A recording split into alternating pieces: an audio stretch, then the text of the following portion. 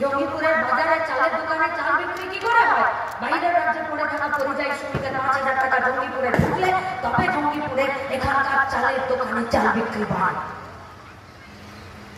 পরিযায়ী শ্রমিকরা বাইরের রাজ্য থেকে 10,000, 6,000, 8,000 টাকা জঙ্গিপুরে পাঠালে তবে জঙ্গিপুরের মোবাইলের দোকানগুলোতে এখানকার ছেলেপুলেরা রিচার্জ করে, এখানকার ওষুধের দোকানগুলোতে ওষুধ কিনতে যায়, আর বাজারে চাল কিনতে যাক, মোবাইল রিচার্জ করতে যাক আর ওষুধ কিনতে যাক, তবে গিয়ে সরকারের ঘরে পয়সা ঢুকে। তার মানে পরিযায়ী শ্রমিকের পয়সা পশ্চিমবঙ্গের রাজ্য সরকারের ঘরে ঢুকে।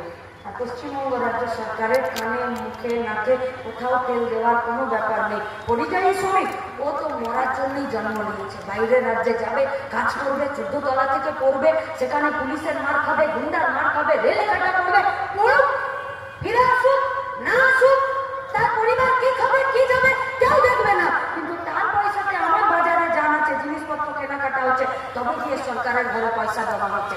আর সরকার সেই পয়সা নিয়ে কোথাও মোল্লা মুয়াজ্জিনদেরকে ভাতা দিচ্ছে, তো কোথাও পুরোহিতদেরকে ভাতা দিচ্ছে, কোথাও দুর্গা পূজা করছে, তো कहीं पर चुल्लू पीकर मरने वालों को भी 2 लाख रुपए दे रहा है।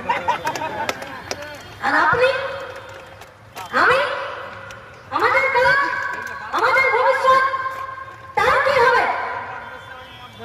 বলছে সব সমস্যার সমাধান আমাদের মুসলমানরা হিন্দুদেরকে কেটে দেয় আর হিন্দুরা যদি মুসলমানদেরকে কেটে দেয়।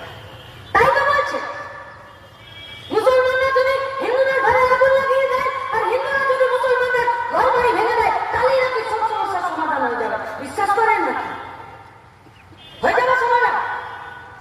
কারো বাড়ি যদি ভাঙতে চলে যায়, এটা তো ক্রিমিনাল অফেন্স। কেউ যদি কাউকে খুন করতে চলে যায়, তাহলে তো সে মার্ডার কেসের আসামি। এই তো আমাদের মঞ্চে ডিওয়াইএফআই কংগ্রেসরা আছে, এই যে গোটা মাঠে বামপন্থী আমাদের ছাত্র যুবরা আর আমাদের রাজনৈতিক দলের কর্মীরা আছে।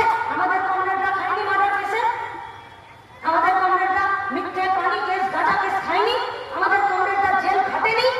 তাহলে যদি লড়াই করতে গেলে, আন্দোলন করতে গেলে মার্ডার কেস খেতে হয়, তাহলে এক ধর্মের লোক হয়ে আরেক ধর্মের লোককে খুন করে দিলে মার্ডার কেসের আসামি কেন হবে না?